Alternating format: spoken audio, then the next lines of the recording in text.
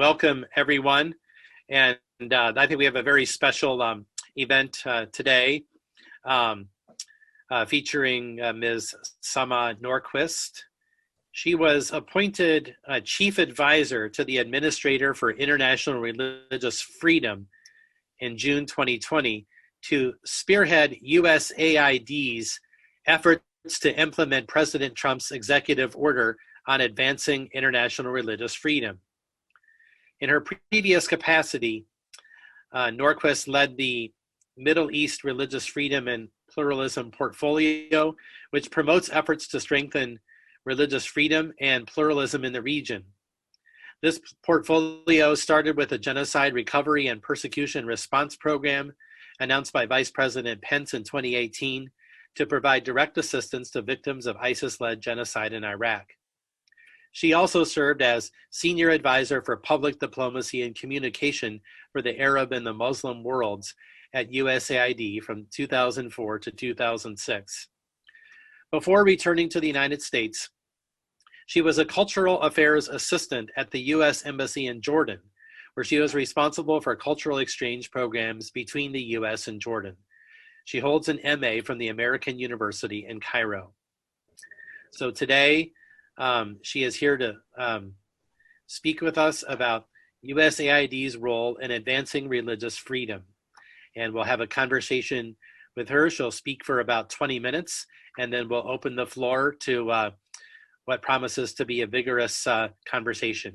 So the floor is yours, Ms. Norquist. Thank you, Dr. Philpott. Hello, everyone. It's really a pleasure to be with you all here today. Thank you for hosting me and for organizing this event, and I look forward to a very fruitful discussion with you all. I just returned 2 days ago from a trip to both Kenya and Egypt with our acting administrator, which the trip was heavily focused on international religious freedom and some of the programs and role that USAID can play in order to foster and advance religious freedom in different countries that USAID has programs in. As many of you know, challenges and opportunities for advancing religious freedom differ from one country to the other, from one region to the other, from one continent to the other. So I'm very honored to serve in my current capacity as the Chief Advisor to the Acting Administrator at USAID, an incredible federal agency that presents the best out of the American people around the world to help people around the world and make them more prosperous communities.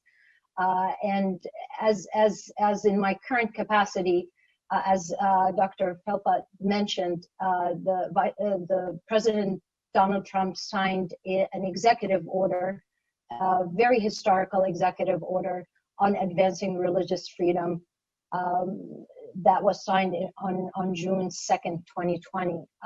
And that executive order basically mandates the State Department in consultation with the USAID to work together, putting some programs, whether on the development side, humanitarian side, or on the diplomatic side, that will push more and advance and promote religious freedom around the world. I'm very fortunate to be serving in that capacity. As USAID is very well equipped to respond to many of those programs that, whether to help marginalized religious and ethnic communities, or to partner with faith-based organizations that help us carry out our programs across the board, whether it's in education, in health, in governance, in democracy, whatever it is. We have incredible network of partnership with faith-based organizations around the world that carry a lot of our programs. Our mission at USAID is to help countries continue along what we call their journey to self-reliance. We empower countries to become more free, more prosperous, and more accountable to their citizens. This includes supporting religious freedom of religion in those countries. When governments suppress freedom of religion, they prevent entire segments of society from making meaningful contributions to their country's political and economic development. I know that this event is co-sponsored with the Tocqueville program, so it's only fitting that I invoke his name, where he thought that a vibrant religions are essential to the preservation and prosperity of a free democratic society. As you all know, that he thought that religion, and any religion, not just one particular religion, was essential to democracy, and enhancing religion will diffuse threats of religious fanaticism and promote prosperity. So it's only fitting that we invoke his name today in this discussion. Believers of nearly all faith, including Hindus, Buddhists, Christians, Muslims, Jews, and Baha'is, have increasingly been persecuted over the past decades. The US government has extremely been concerned about this erosion of religious freedom. There's no faith around the world that have been saved from one attack or the other, whether through persecution or through discrimination. It's certainly an important issue and a priority for this administration. I've been around politics in this city for way too long that I hear the importance of religious freedom as a human rights issue around the world. But this is the first administration that really elevates the importance of advancing religious freedom to make it a top priority to the Trump administration, to our foreign policy, both on the national level and the international level. The president has spoken about the importance of it. He was the first American president to address the United Nations General Assembly about the importance of this issue, and bringing it, bringing America's leadership up in the entire world, that took a notice of how important. That started with when the Trump administration National Security of 2017 was drafted. Religious freedom was prominently included in that national strategy. This also, of course, has been mentioned before in different strategies. It was in the 2006, 2010, 2015. Highlighting the importance of this issue as a bipartisan issue.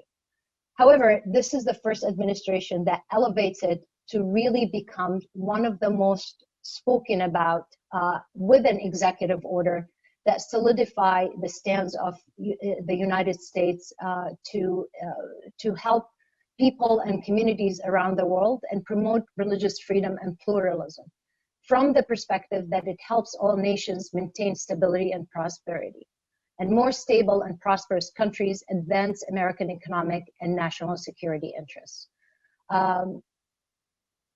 Why international religious freedom? I know you guys are not with us in Washington, and you don't speak Washington language, so I'm gonna be painful and ask you to bear with me as I walk you through some of all the Washingtonian language that serves as a background of what we do every day.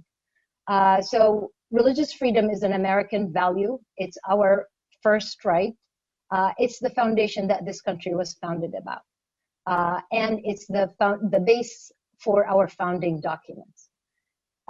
Under President Clinton, the International Religious Freedom Act, known as IRFA, was signed in 1998. That act established the U.S. Commission on International Religious Freedom, which is usually known as USER. It's a government body of different commissioners. That it's an independent one. It's a bipartisan U.S.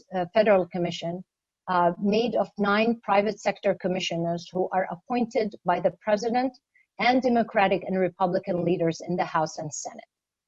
What USER does is it produces an annual report that assesses global violations of religious freedom and recommends countries that the Secretary of state should designate as either countries of particular concern, and the report also makes specific recommendation for U.S. policy. In addition to the USERF, the International Religious Freedom Act also established an Office of the International Religious Freedom at the State Department, which is now headed by our wonderful Ambassador at Large for Religious Freedom, Ambassador Sam Brownback, who has been doing a phenomenal job representing that office and representing the United States. Thirdly, that act asks to designate an advisor on religious freedom to the National Security Council, which has been established for the first time under the Trump administration. And that role is served by Sarah Macon at the National Security Council. All these indications, on and on and on, only indicates the serious commitment of the Trump administration, the president, the vice president, the secretary of state, our own boss, and various members of the Trump administration and Capitol Hill. Certainly, we can't ignore the role of our legislative body. A number of members of Congress, both on the House and Senate, have been vocal about advocating of the protection of religious freedom for all communities around the world. Under President Obama, the Frank Wolf International Religious Freedom Act was enacted. And the reason why I'm mentioning all these things to you guys is just to give you a sense of the bipartisan support for this issue. This is not just a Republican issue or a Democratic issue. This is an American issue. And I feel very, very lucky to be playing a very minor role as we move forward on executing and implementing what President Trump, his historical executive order on mandating doing more on religious freedom. In addition, I mentioned the Congress. So in 2018, December 2018, Congress passed a number of legislations that serves and advocate and protects religious freedom around the world. For example, in 2018, President Trump signed the Nicaragua Human Rights and Anti-Corruption Act, which imposes sanctions against violators of civil rights in Nicaragua. We've seen increasing cases of Nicaraguan government forces targeting Catholic clergy and worshipers and churches. This summer, we saw a Catholic chapel in Managua lit up flames by arsonists suspected of being pro-regime supporters, all because the church dared to speak up to safeguard human rights and basic freedoms for the people of Nicaragua.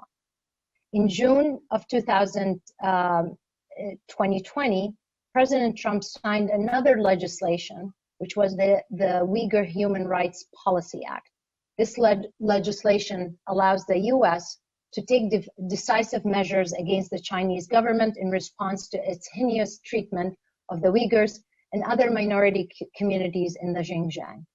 I should also mention that in December 2018, President Trump also signed the Syria-Iraq Act, which condemns the gruesome and persecution that ISIS committed against Christian and other religious and ethnic minorities in both Iraq and in northern Iraq and Syria. So as you can see, this isn't a Trump or a non-Trump Republican or a Democrat issue. This is everyone's issue. This is one America. This is one issue that America takes seriously. And without America's leadership, that issue doesn't go anywhere. Dr. Felpat mentioned that in my previous role, I served as the senior advisor to advancing religious freedom and pluralism in the Middle East, where I oversaw the agency's response in Iraq to provide assistance to Christians and Yazidis who experienced genocides at the hands of ISIS. USAID, in partnership with the State Department, has spent over $400 million to aid these communities, and that aid included food, shelter, drinking water, medical care, as well as programs to support economic recovery, rehabilitate critical infrastructure, and promote justice and reconciliation. The Middle East is a mosaic of vibrant faith traditions and ethnic communities. At USAID, we aim to strengthen religious and ethnic pluralism where it has historically existed. It isn't about supporting one specific faith, but about promoting society's tolerance of multiple faiths and traditions. We believe that pluralism, that cultural mosaic, is worth preserving as a matter of development as well as expression of our values. After helping communities recover from genocide in northern Iraq, I've seen firsthand the importance of promoting international religious freedom, and I can't overstate that. Religious freedom must extend to our economic strategies, foreign assistance, and diplomatic workforce. This is why in June, President Trump signed an executive order on advancing international religious freedom.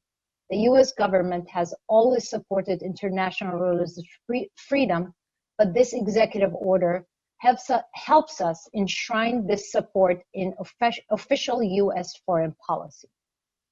The new executive order outlines that the United States will, 1, budget at least $50 million per year to advance religious freedom. 2, expand economic tools in efforts to support our allies on religious freedom and address bad actors. And 3, require that foreign service officers undergo training on how to promote international religious freedom at their missions worldwide. I'm currently leading USAID's implementation of the executive order. Threat to religious freedom span the globe. So we are applying lessons learned from our approach in Iraq and expanding our programs to protect religious and ethnic communities worldwide, wherever those communities are being threatened. We are building on existing programming designed to address systematic persecution and atrocities, promote interfaith dialogue, preserve cultural heritage, revive uprooted communities, and strengthen legal protection. Many of you might have heard of the new partnership initiative. When you all graduate from college, whether you're undergrad or grad, and have the luxury to work with the US government and experience the painful bureaucratic layers of doing business with the US government, you will appreciate, and please remember me, it is really painful to move things around and get assistance out the door because of those different layers. And it requires a lot of things. The new approach that we have at USAID under the previous administrator, Mar Green, and now under our acting administrator, John Barsa, is what we call the new partnership initiative. It is designed to lower the barriers for new and underutilized partners to work with our agency. For example, we know that faith-based partners have deep roots in the communities they serve. Those local connections yield smarter, more impactful programs.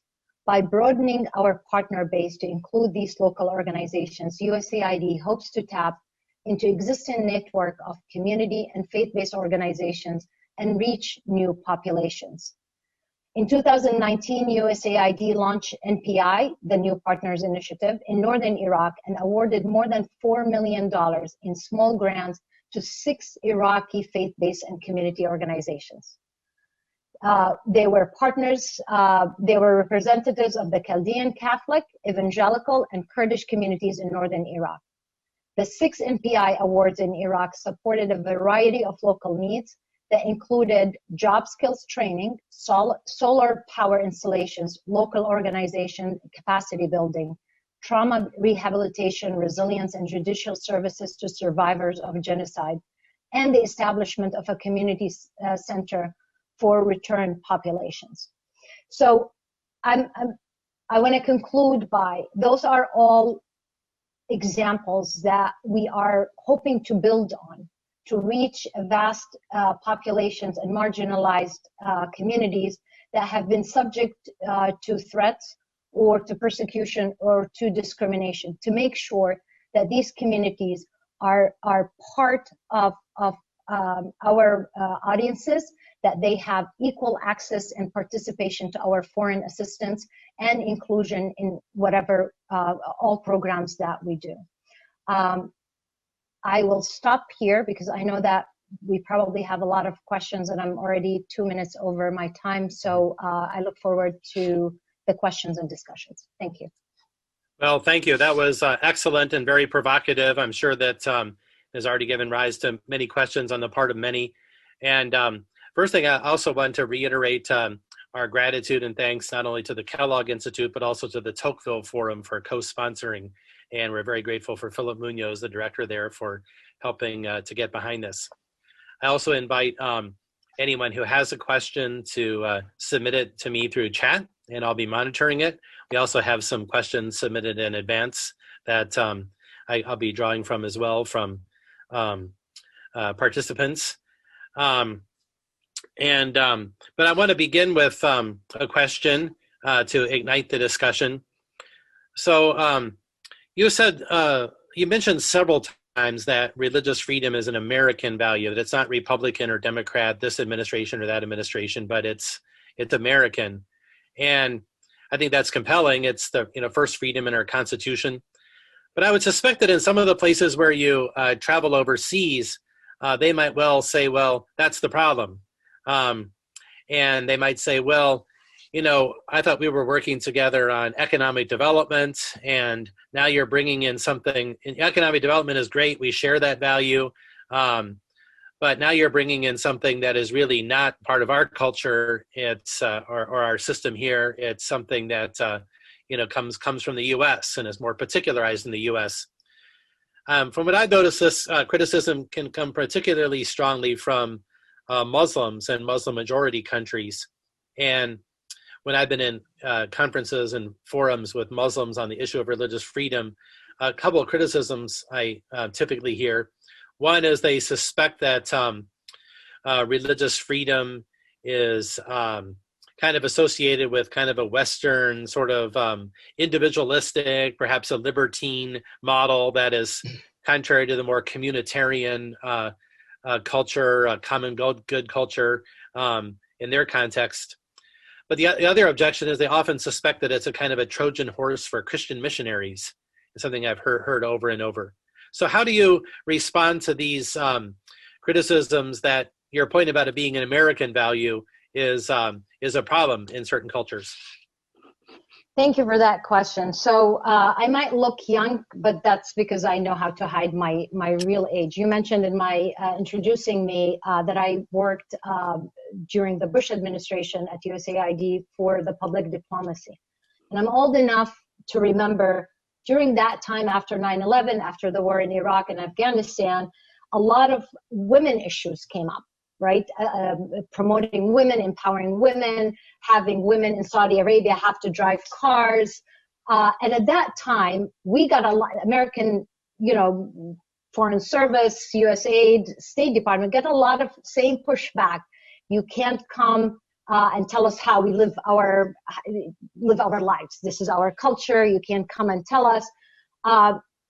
So one of the things that I should mention is that both my parents come from the Middle East. I grew up in the Middle East. I am not a Christian. I'm actually a Muslim. I am married to a Christian, and both our kids enjoy going to a mosque and church Fridays and Sundays, and we celebrate Christmas and Ramadan and Eid and all that. So I am very biased to the opportunity and luck that I have and blessings that I have to grow in this country. One of the fascinating things that I've seen at that time and at this time when I talk about religious freedom is actually the pushback is not from the locals. The pushback is unfortunately from some of our own State Department diplomatic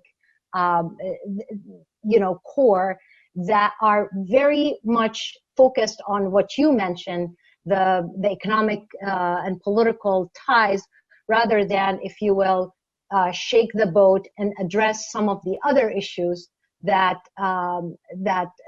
could be sensitive, right? One of the most used word that every time I travel around to engage on those programs is the word sensitive. Can't talk about this. It's very sensitive. I come from the thought that as we progress and as we look at the conflicts around the world, religion is part of the solution. If we don't talk about religion, then we're never going to find solutions, right? ISIS use Islam, which is my faith, and that's not the faith that I was brought up with. I come from a household that I cannot be a true Muslim if I don't believe in Christianity and Judaism, right? Regardless of all the political conflicts around the world. I truly believe that it's the people of faith that can solve problems and bring them together. I am very grateful for the president to elevate this issue to be part of his priorities in foreign policy.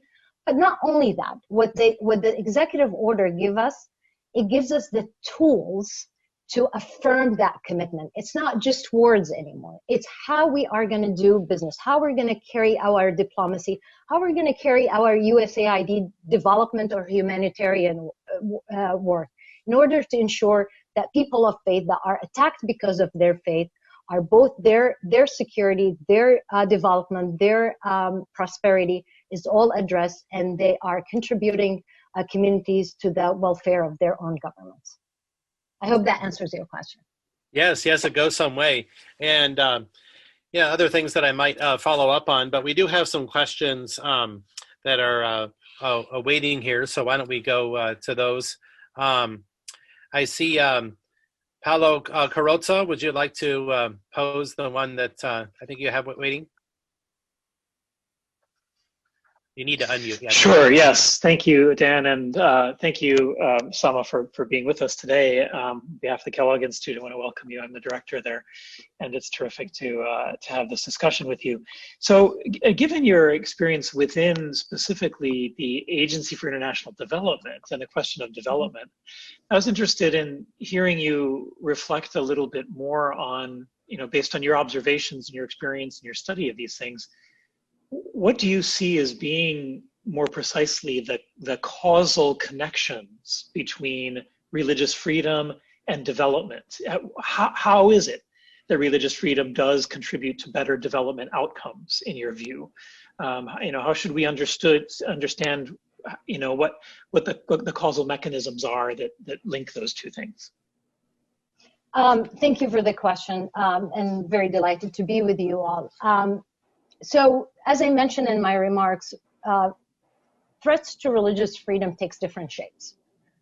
So, when we had to do some work in northern Iraq because of ISIS's genocide, and we tried to start talking about implementing programs that advance religious freedom elsewhere in the region, the pushback that we got from some of those missions is, oh, we don't have persecution. Everybody is fine, right? In Egypt, there's no persecution. It's not like ISIS. ISIS is different. Iraq and Syria are different.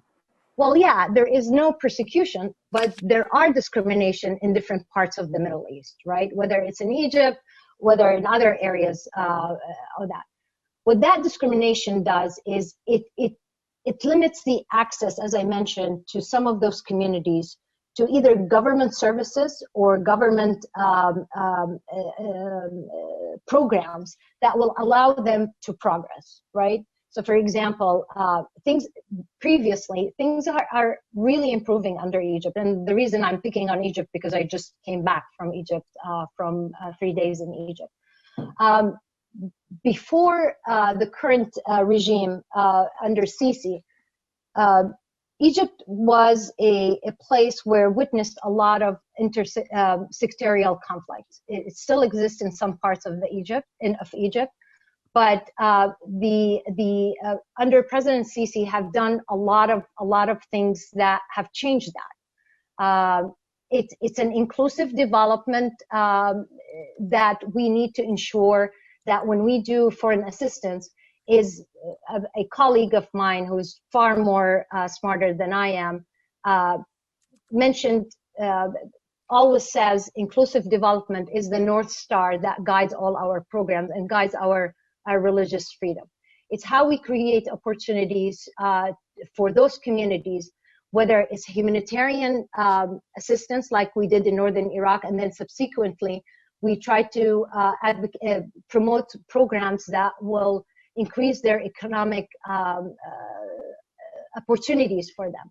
So how are the opportunities that allow these communities to contribute to the economy?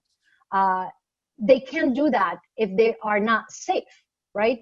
If they can't move physical safety from one place to the other, if they can't go to their jobs, if they can't have access to education, if they can't go to hospitals, particularly now under COVID, all that, those things that if these communities are under threat, then a lot of the programs that we're trying to promote in particular country fail, because only half of that population have access to it and the others don't, because of security, because of attacks, because of lack of protection, and so on and so forth.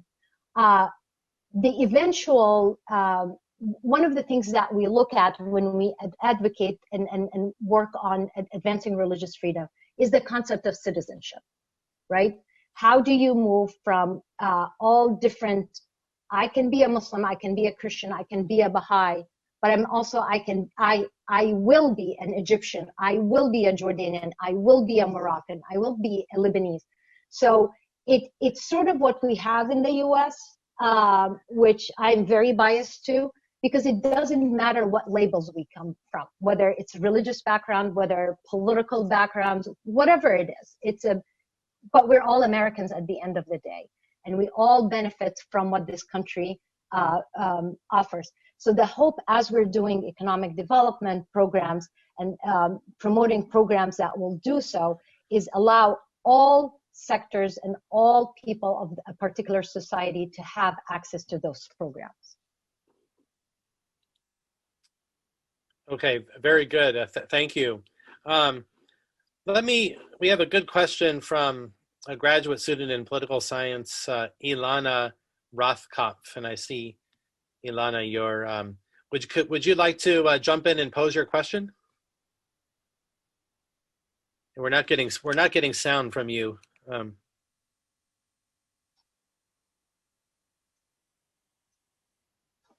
No, still no sound. Now? There we go. Good. Okay, sorry, I have some microphone issues. Great. Thank you for being here and talking with us. So my question is that a lot of the examples you have been speaking about are focusing on the protection of religious and ethnic minorities, which is of course a crucial human rights issue. However, freedom of religion also necessarily includes both freedom from religion and also freedom for interfaith families. And so I was wondering if you could talk a bit about how USAID promotes the religious freedom of all citizens in countries in which it works, including those who are persecuted for choosing not to identify with a faith tradition, and also for communities that are interfaith families, for example, in states where there's no civil marriage, so people from different sectarian backgrounds have to go abroad, or if they cannot afford to go abroad, they cannot form their families. So thank you. Thank you, Anna. So it's one of the things that that we look into and we include. It's not just freedom of religion, but also freedom of no religion, right? It's included in the scope of our programming. And what's interesting to me is in a number of discussions that that I've had around the world, it differs from where you are and what country you're speaking to. So for example, in Jordan now, one of the biggest criticism of that's not criticism, but some of the advocacies that are looking for is taking off the national IDs, is taking the religion off the national ID, because that in itself is, you're sort of defining people because of their religion. Some countries like Jordan, for example, stopped doing that. They took the religion off the national IDs, which is a huge step as we move forward, right? Egypt is not so keen on doing so. So you look at different measures that each country does, they differ.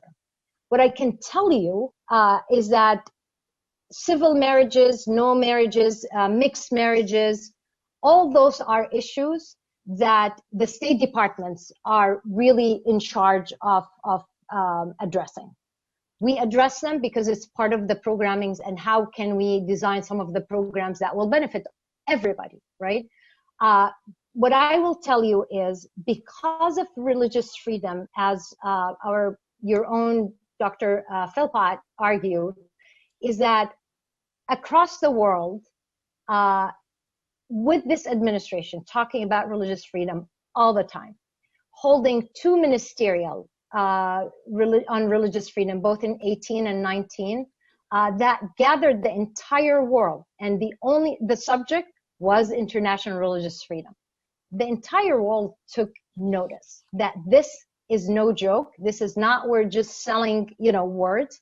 This is action. This is policy. This is a priority.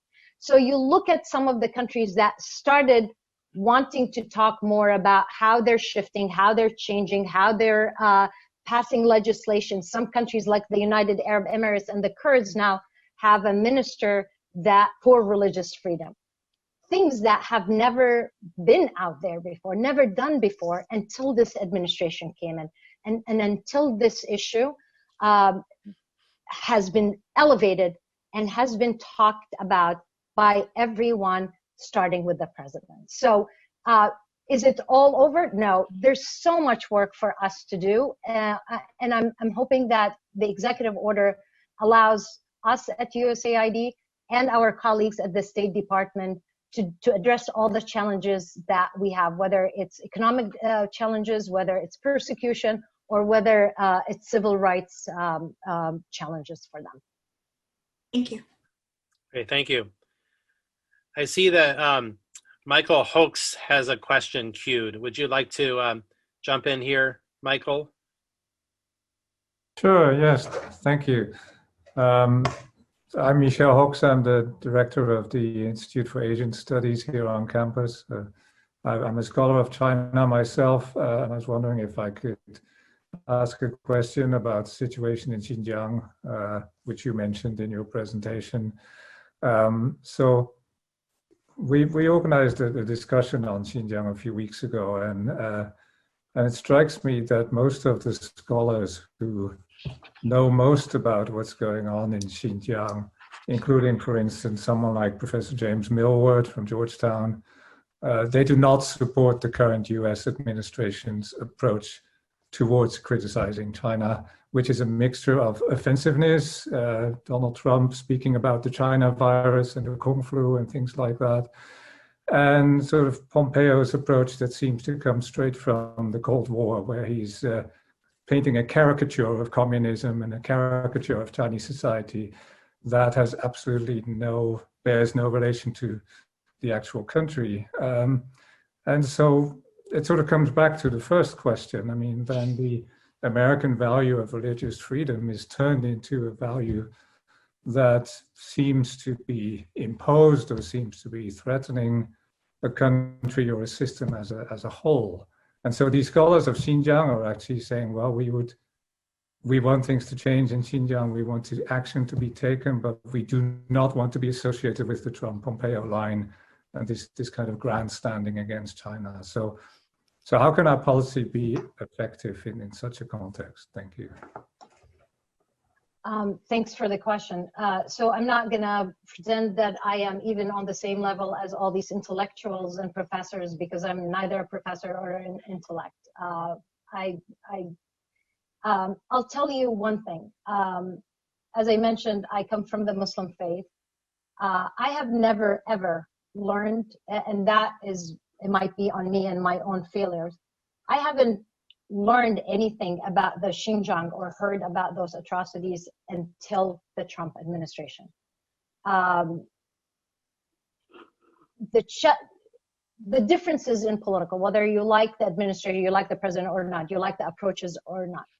The fact is, this is the first administration that also elevated the issue of what's happening in the Xinjiang, not just to Muslims, but other Muslim, not just the Uyghurs, but others as well in China, Christians in China, that that I don't remember any other president or administration talked about.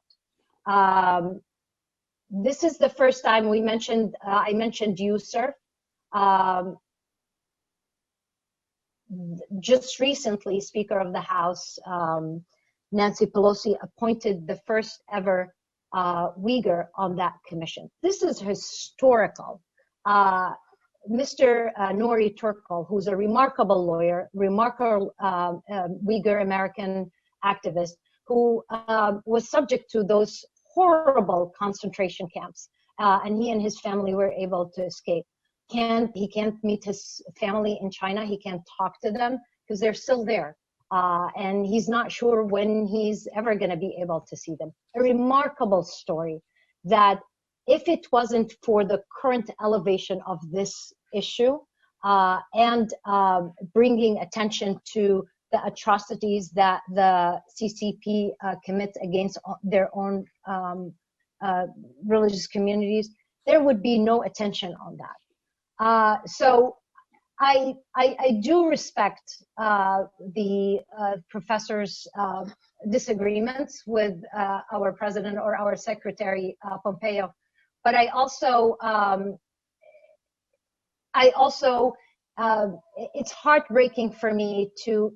I'm not sure I've heard any Muslim country speaks against the horrible atrocities that the Chinese government is committing against the Muslims in the Xinjiang.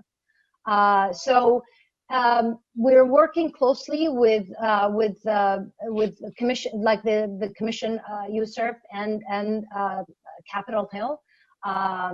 This is an issue that everyone agrees on, that the Chinese Communist Party has committed atrocities, and we're working with like-minded allies around the world. But from my own experience, it is only the United States that started talking about the Xinjiang, from my own humble experience on working on this issue in the last 3 years, that without us bringing it up to the international community, no one would have paid attention, including those of the Muslim world.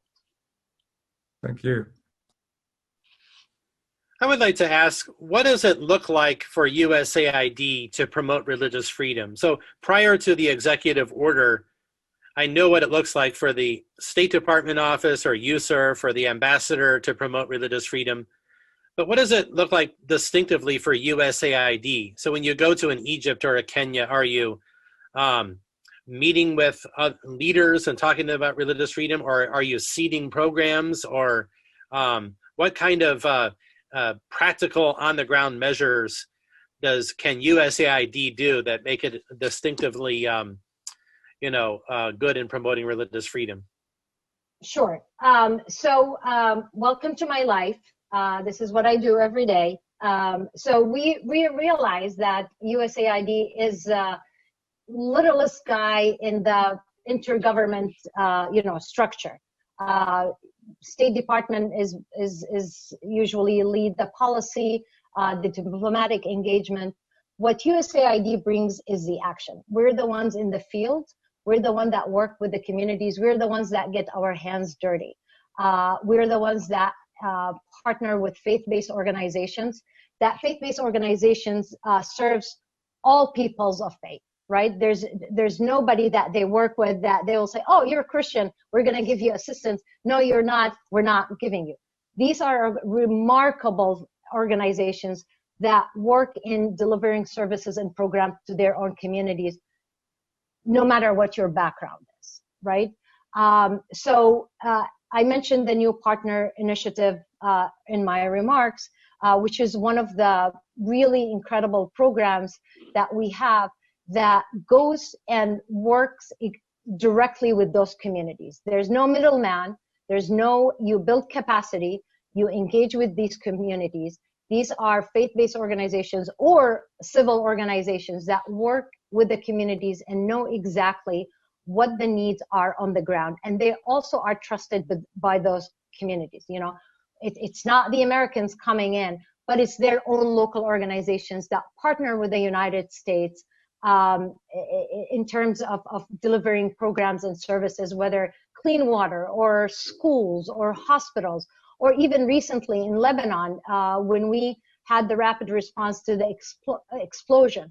We go in, we respond, then after that, we look at long-term programs that we can initiate and partner with communities that have been marginalized around the world. So to answer your question, it's really getting the programs up and running. And through our engagements, this is what we talk about. In Egypt, we had the opportunity and privilege to travel to Minya in Upper Egypt. And we had we partner with an organization called the Coptic Evangelical for Social Services. And one of their programs that they do is the interfaith, intersectorial programs that they do, where they bring members of the local imams and mosques and local churches, and they talk and work with their communities on really getting rid of any sectorial sensitivities or challenges that they have to bring those communities by, you know, whether it's kids for songs for kids, or developing and bringing goodness on COVID, for example. One of the things that they do is the mystery about COVID in villages like in Minya. And what this organization does, which is a faith-based organization, is bring a better awareness because of their connection for the communities on what are the challenges to deal with COVID. How do we deal? How we wash our hands? How we sanitize our hands? How do we keep social distancing? The reason why we have masks. You go around Egypt, you barely see people with masks, right? Because there's a lot of confusion and information. And what USAID hopes to do, as one example, is partnering with these faith-based organizations or local organizations to carry on the benefit of our programs on every sector that we work on. Okay. Very good. But if anybody, again, has more questions to ask, I have some more as well, but please just enter them on chat. So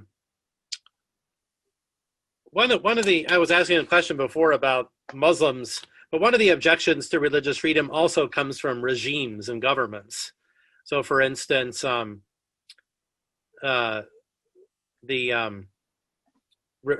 government of Egypt has long argued that we can't allow more freedom or participation to the Muslim Brotherhood because they pose a security threat.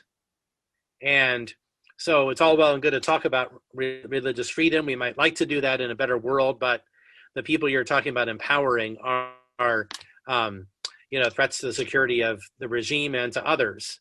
And so what do you, this is a pretty common argument among kind of secularist regimes in the Middle East and regimes in Central Asia, like you find in the stands and so forth. What would you say in a conversation with a government official of that perspective? So I'm not going to speak for the Egyptian government, but what I will tell you from my engagements with a number of Egyptians, leaders of NGOs, civil society, faith-based organizations, both Christian and Muslims, all across the board. The challenge that the Muslim Brotherhood, you look at that example, Mubarak failed, there was a revolution, people voted, brought them into power. What the Muslim Brotherhood failed to do is actually govern, right? They've never governed before. So they came in, did not understand the needs of their people, and wanted to just push things that the Egyptian people didn't want, both Christians and Muslims, right? So the people were like, you're out, right? So I haven't talked to anyone that spoke spoke well of the Muslim Brotherhood, of whether as in terms of governing Egypt, in terms of taking Egypt to the next step, or even fighting corruption, right? It was all compulsory things that they needed to do, and wanted to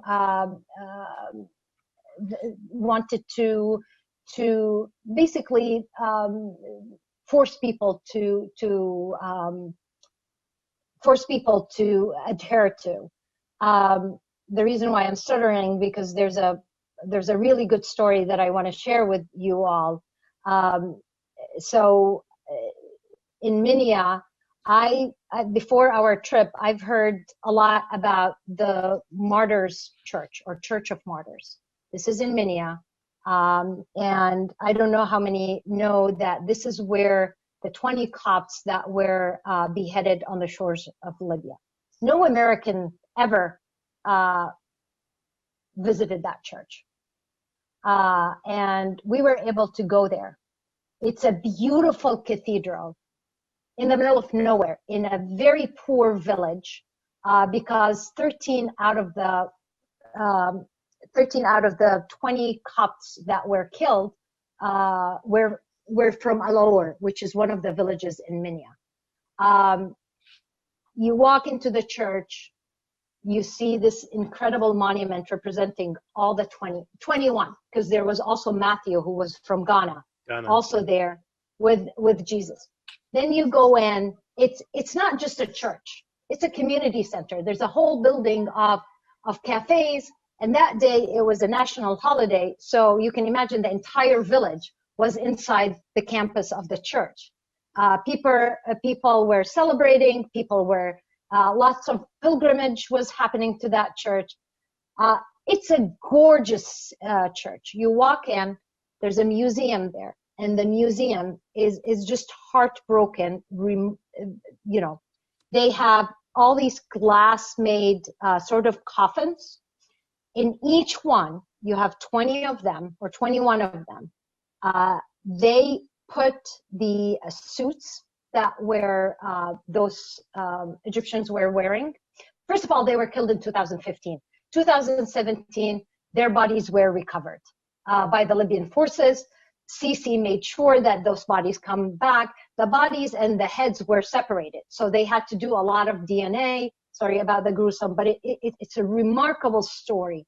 It's a real reminder that every faith is subject to genocide, and every faith is used as a tool for genocide, right? In those coffins, glass coffins, you had the suits that they were wearing, and they had the plastic ribbons that they had. All their belongings that they were in their suits were displayed with pictures and their names. It's a living memory of these victims. The only thing that got them killed is that because they were Christians, right? And nothing else. They were there, they were laborers, they were trying to get jobs and opportunities and get money to send to their families. They were there at the wrong time. And the only reason why, so it's those stories keep reminding us why this is important, and not one religion versus the other, but how we can bring all faiths to come together to fight the evil that really exists in this world. So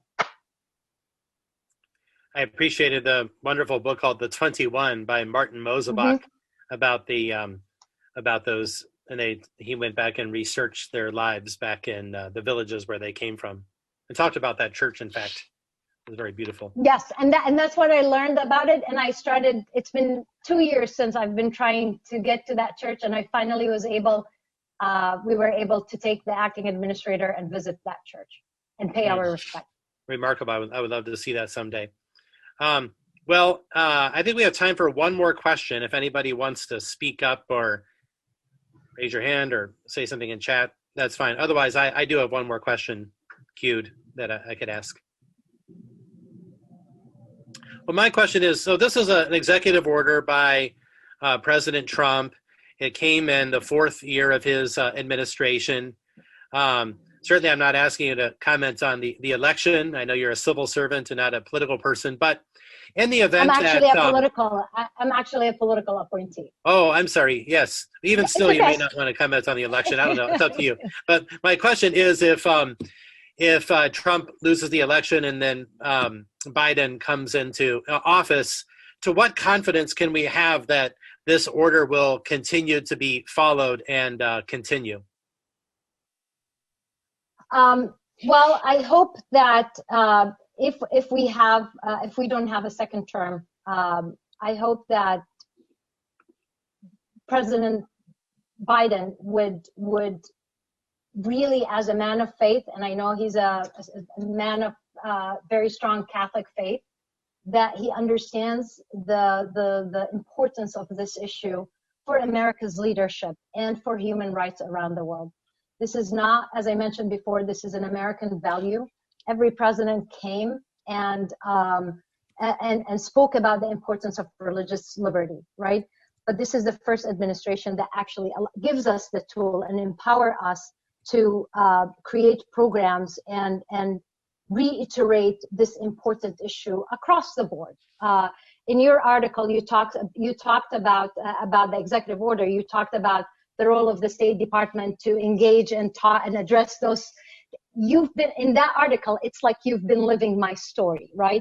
It's hard to talk to these professional foreign service ambassadors and foreign service personnel and make them understand the importance of this. Once I'm on the ground, it becomes, oh yeah, of course, yes, we care about those issues. Yes, of course.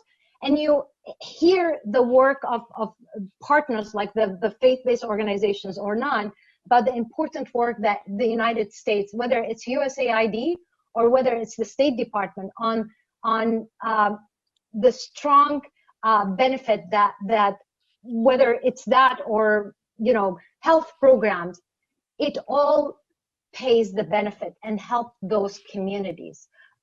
We certainly hope that a Biden administration would carry on this policy because it's a bipartisan and it's a very important work. There's so much resources and effort and time that we were able to establish doing that work during this administration, certainly with partnership with members of Congress, whether in the Senate and the House.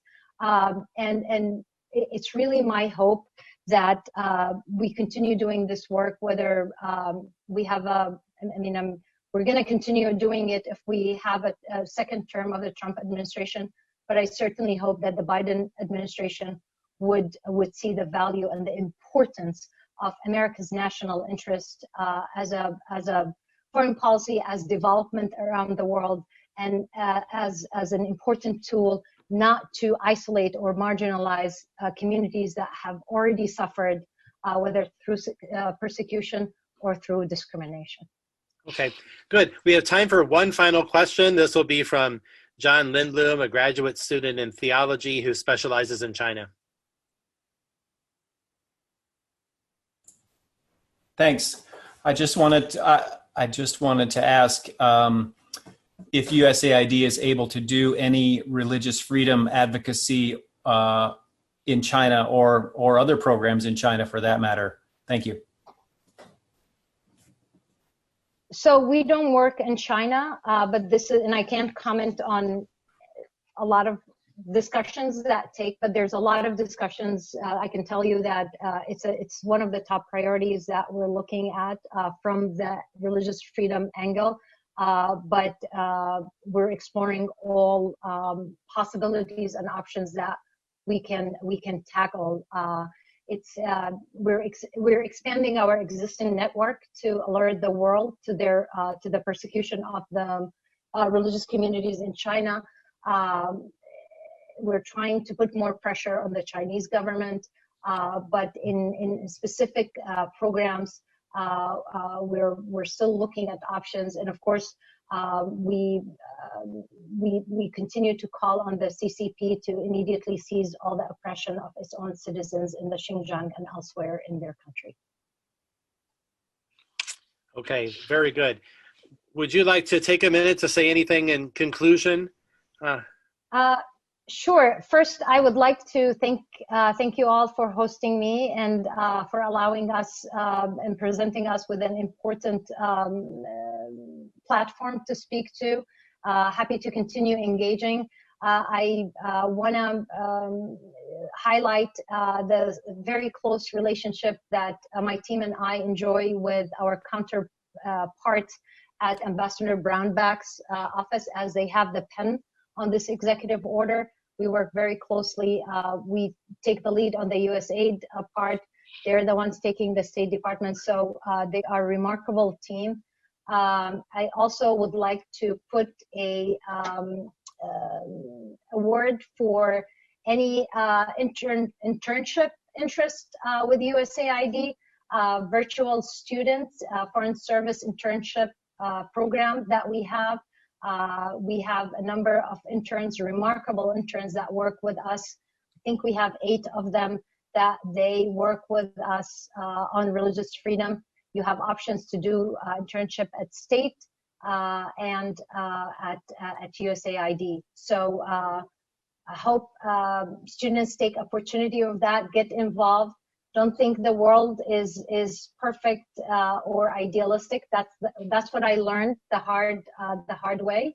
As a student, I came out in the real world and I was like, that's not what I learned in the classroom. But there are a lot of opportunity and challenges. And if anyone would like to reach me or reach my team, we are at religiousfreedom@usaid.gov. Happy to take questions, answer them, whatever works, and talk more. My team and I are available for that. And thank you again for the opportunity. Well, we want to thank you, and we can affect any virtual applause, but all right, there we go. We're all grateful for you to take the time to present this very important work for us on behalf of a very important human right in this interesting new context of USAID. So I hope this will be an ongoing conversation, and we wish you all success in your work. Thank you so much. Thank you very much. Thank you for being with us. Thanks.